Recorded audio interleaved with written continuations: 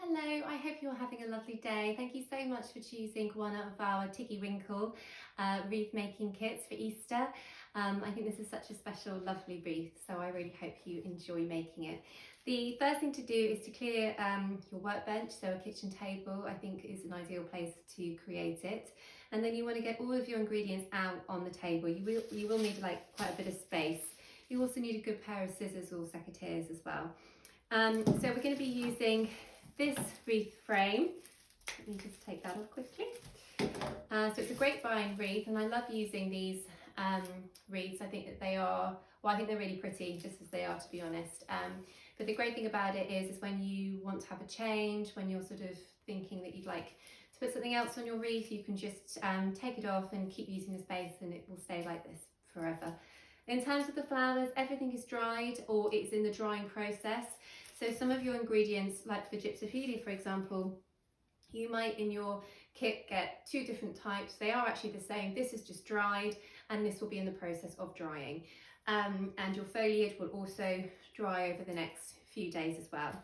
So the first step is to just tie your string. So you will have a piece of string or maybe a slim piece of ribbon in your kit, and this is just your tying point. So you need to decide where the top of your wreath is, and then just tie there into a knot. You can leave these loose if you want to, or you can tie them together like that, so you've got a little kind of loop to hook onto a door.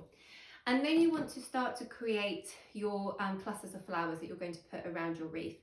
Now it roughly takes between 10, 12 or 14 if your cluster's a little bit smaller.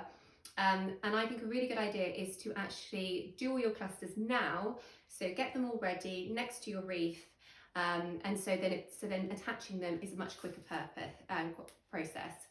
So when you start designing, so you want to take, I'm going to take a piece of foliage. It's nice to have a nice clean stem, so just remove any leaves and excess flowers there, and then you can just start to build it up. So I'm going to use some of the pink, some of the white, and this. So I'm going to start with this one, and roughly they're going to be the size of your hands. So if you make about 10 to start with, of the size of your hands, that's great. Then you want to take your wire and just attach it to your frame, and you do that by simply twisting it around. If you want to wrap the end around one of the vines, just to make sure it is super secure, I would recommend that you do that. Okay, so for your first one, you're going to place it, so I'm right-handed, so I'm going to hold it with my left and place it with my right.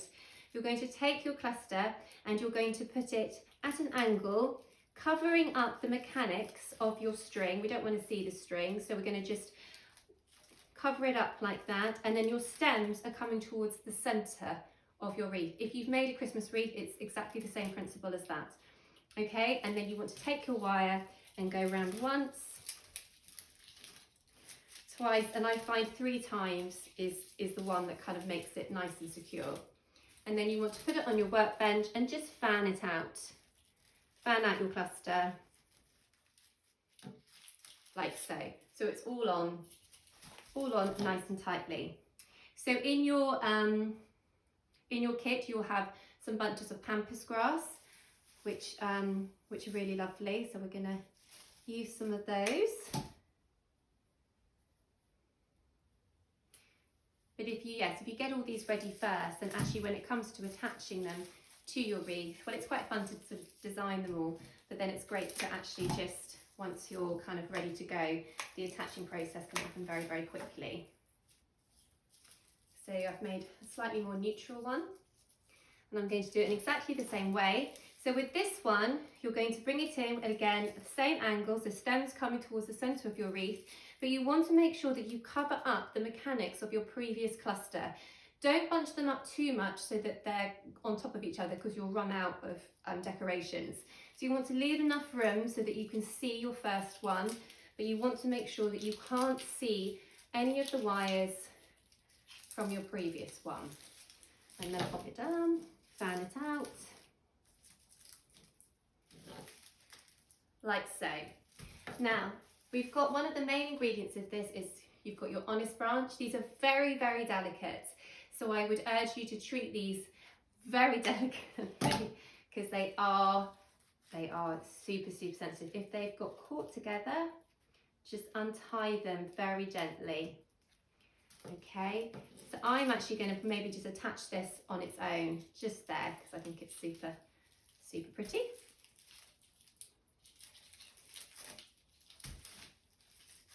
Okay, and just do one more of this.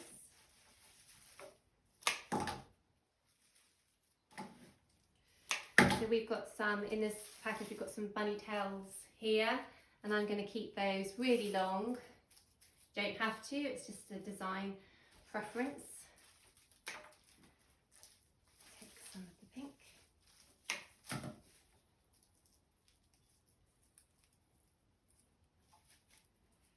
Okay, I'm going to add on in the same way, so bringing it in at that angle, covering up the mechanics of the previous one, coming around like so, and pulling it really tightly. And you want to keep going until, this is my blue Peter moment, until you've got something like this. So this is obviously a smaller wreath frame. I'm going to take my bow off so I can show you how to put the bow on.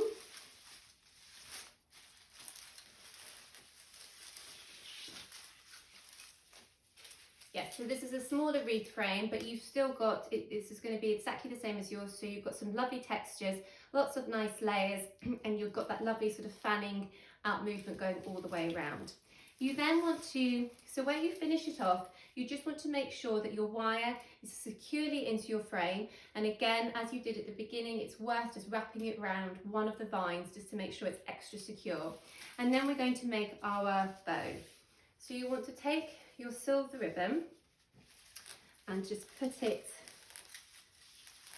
the back behind, and we want to make sure that we cover that wire.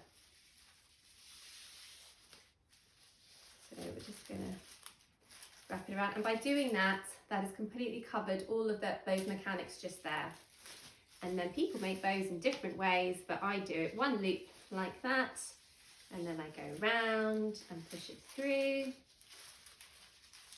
And if you've got a pair of material scissors, it might be a good idea to just come and give the ends a trim.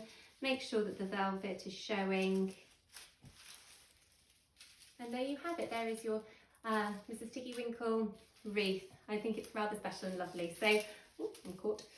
I hope you have a wonderful time making a wreath. Please do tag us in any of your photos. I'd absolutely love to see them, or just send me a picture. Thank you again for purchasing one of our kits, and I hope you have a wonderful day.